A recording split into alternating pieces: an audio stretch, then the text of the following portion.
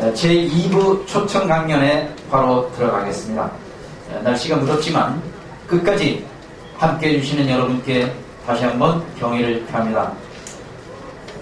제2부 행사 초청 강연자로서 5선 국회의원이신 개헌전도사 이재호 의원을 모셔서 분권형 대통령제 개헌을 주제로 정치개혁과 성장 동력이라는 제하의 초청 특별 강연을 듣도록 하겠습니다. 뜨거운 박수로 이재호 의원을 맞아주시기 바랍니다. 정몽준 대변인 먼저 좀 잘 일어서겠습니다. 여러분 격려받고 부탁드립니다.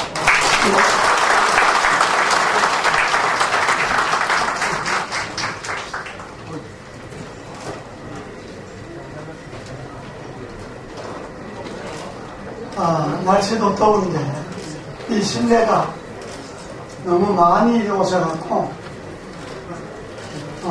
아주 에어컨이 나오는데도 상당히 덥습니다. 남성분들은 위에 자켓을 벗어도 좋습니다. 저도 너무 더워서 벗고 나왔으니까. 그리고 밖에 못 들어오신 분들도 중간중간 들어오셔서 끼어 앉아서 이야기 들었으면 좋겠어요.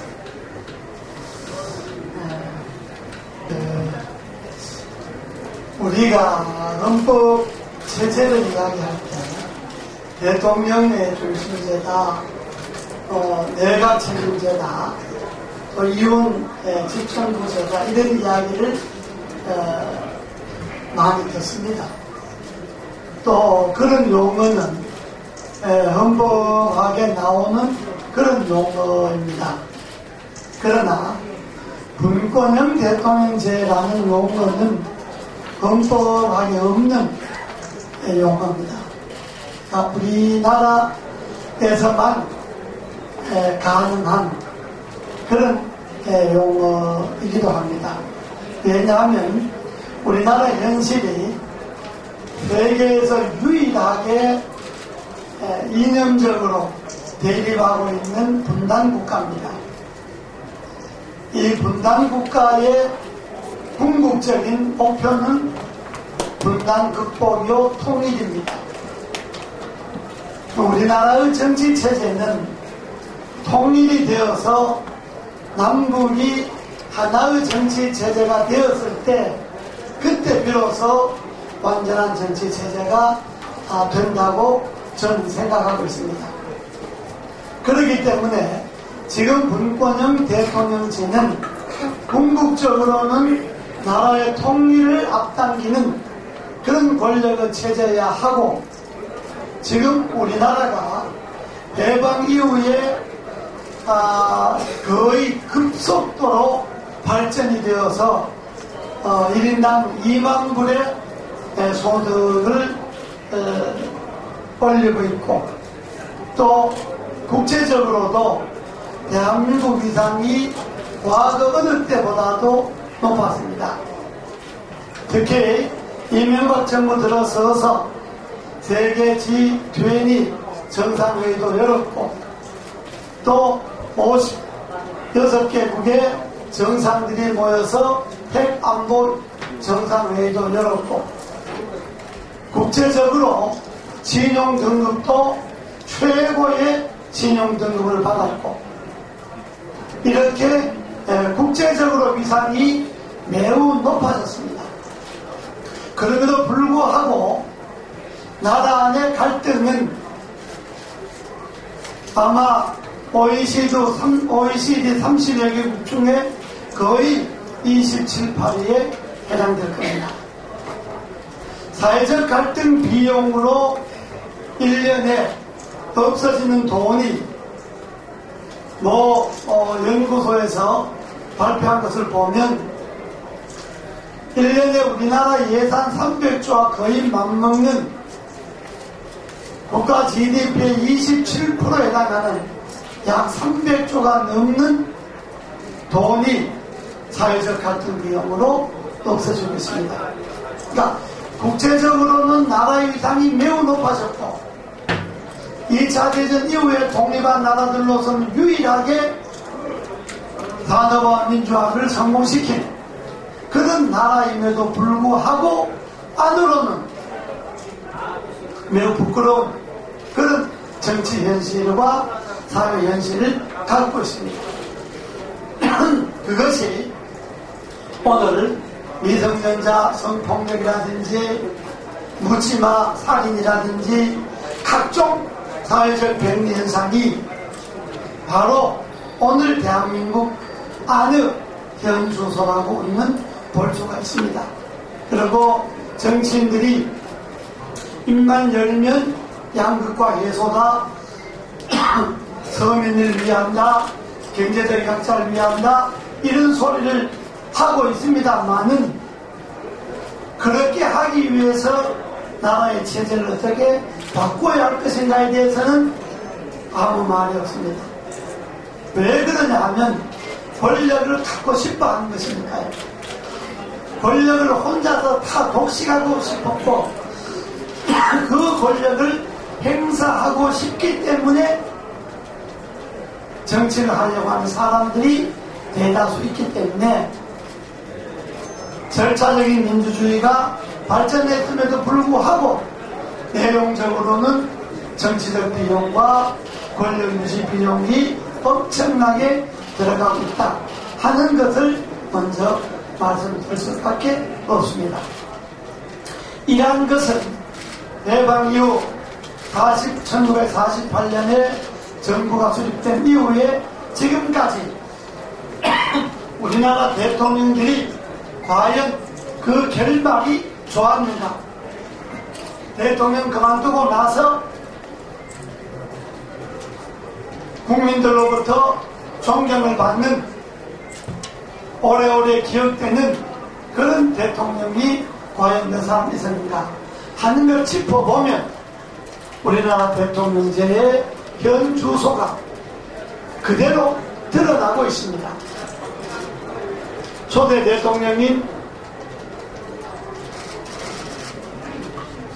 이승만 대통령께서 건국을 하시고 나라의 기틀을 세웠습니다마는 12년이라는 개헌을 통한 권력의 장기 집권을 통해서 결국은 4.19 혁명에 의해서 망명을 갈 수밖에 없었습니다. 그 다음에 들어섰던 5.16 군사 쿠데타로 인해서 헌정을 유린하고 정부를 전복하고 권력을 잡은 군사정권이 18년간 정권을 잡으면서 세 차례 개헌과 유신을 했습니다. 그러나 그 결과는 어떻게 됐습니까? 결국은 박정희 대통령도 재임 중에 많은 일을 하셨습니다만은 결국은 불행하게 정부부장의 총에 돌아가시게 되었습니다. 그리고 이어진 군사정권에서 전대만 대통령, 노태우 대통령께서도 그만두고 감옥에 동시에 가셨습니다. 아마 현대 국가에서 전직 대통령이 두 사람이 동시에 부정부패로 감옥에 간 것은 우리나라가 유일한 일인지도 모릅니다. 그러고 들어선 문민정부인 김영삼 대통령과 김대중 대통령 시절에는 두 분이 재임 중에 자식들이 다 부패 혐의로 감옥을 가게 되었습니다. 그리고 노무현 대통령은 임기가 끝나고 본인 스스로 죽음을 택했습니다. 지금 이명박 정부에서 이명박 대통령 이 정부도 결국은 임기 말에 측근들이 부패 혐의로 줄줄이 구속이 되고 있습니다. 이렇게 본다면 우리나라 대통령제에 있어서 대통령은 모든 권한을 행사하는 동시에 모든 책임도 나라 안팎의 모든 책임도 동시에 지고 있기 때문에 나라 안의 모든 것은 권력의 중심으로 이루어지고 대통령과 가까운 사람, 그 가까운 사람과 또 가까운 사람 순으로 부정과 부패가 자임대가 되고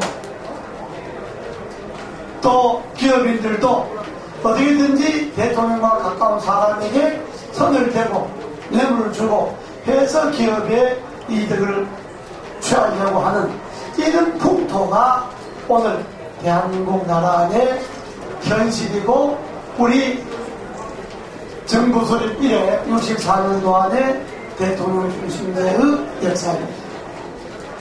이제 우리는 절차적 민주주의가 성공을 했기 때문에 여기에 걸맞는 내용적 민주주의도 동시에 발전시켜 나가야 합니다. 그렇게 하려면 우리나라의 이 권력의 체제를 분산하고 책임도 분산을 하고 이 권력의 문화를 사람의 문화로 바꿔놓아야 합니다. 이 권력만 가지면 대통령 선거 때만 되면 대통령 되면 뭐도 하겠다 다 이야기하는데 권력을 어떻게 바꾸겠다는 이야기는 단 한 사람도 하는 말이 없습니다. 정치 개혁을 하겠다, 정치 혁신을 하겠다는 이야기는 수없이 많이 하는데 정말 우리나라에서 정치 개혁의 본질은 5년 단임제의 제왕적 대통령제를 바꾸는 것이 정치개혁의 시작이자 본질인 것입니다. 이 5년간 대통령 한 사람이 청와대에 앉아서 그런데 대통령이 그 청와대에 앉아서 모든 권력을 행사하려고 하면 그 정치개혁이 이루어지겠습니까? 그래서 권력을 나누는 길은 우선 대통령 집무실을 청와대에서부터 정부조합청사로 옮겨서 대통령과 국민의 거리를 더욱 가깝게 만드는 것이 정치개혁의 핵심인 것입니다, 여러분. 그래서 그렇게 하려면 헌법이 뒷받침이 되어야 합니다. 지금 25년간 바뀌지 않았던 이 헌법은 그 헌법을 만들 당시에 사실 내면을 들여다보면 이 대통령을 한번 하면 또 군인들이 굴대딸에서 정권을 잡으면 장기 집권을 하니까 오랫동안 민주화 운동을 해왔던 김영삼 대통령이나 김대중 전 대통령이 대통령을 해볼 기회가 없지 않습니까? 그러니 야당의 지도자들도 5년씩 돌아가면서 대통령 할 기회를 주고 대신에 군사 쿠데타로 이어진 군사 정권을 인정해주고 우리가 당신들이 군사 정권을 인정해 줄 테니까 대신에 대통령 5년씩 하고 그만두자.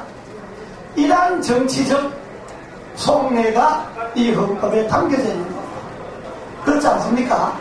그래서 25년간 이 체제를 해오면서 이 체제가 성공한 체제였다 그러면 말할 필요도 없지만은 이 체제는 극도의 정치 혼란과 5년 동안의 정권을 놓친 야당이 극심한 반대에 부딪혀서 또 야당뿐만 아니라 같은 당 안에서도 경선에서 떨어진 사람들이 5년 동안 흔쾌하게 승복하고 도와주지 않기 때문에 정권을 잡은 사람은 야당의 또 하나의 상대를 만나고 여당 안에 또 하나의 야당을 상대를 만나게 됩니다. 5년 동안의 효율적인 정치를 해갈 수가 없고 그러다 보니까 사회적 갈등과 정치적 갈등은 점점 심화되고 500만 표로 이긴 이명박 대통령도 이 사회 갈등을 정치 갈등을 해결하지 못하고 소고기 파동과 촛불 시위 거기에 정권 위청을 얻고 한반도 대문화를 공약으로 500만 표를 이겼음에도 불구하고 대문화를 하지 못하고 4대강 살리기로 바꿨습니다. 국민들의 500만 표만 이기고도 정치를 효율적으로 행하지 못했는데 만약에 20, 30만 표, 40, 50만 표 차이로 정권이 들어갔다고 했을 때 여기에 야당들의 심각한 반대는 불을 보듯 뻔하지 않겠습니까? 그렇기 때문에 지금 우리나라의 권력의 안정과 사회적 갈등을 줄이려면 저는 인점에서 권력을 나누어야 된다고 봅니다. 권력을 나누는 것은 간단합니다. 지금 우리 헌법에 대통령이 국가의 원수와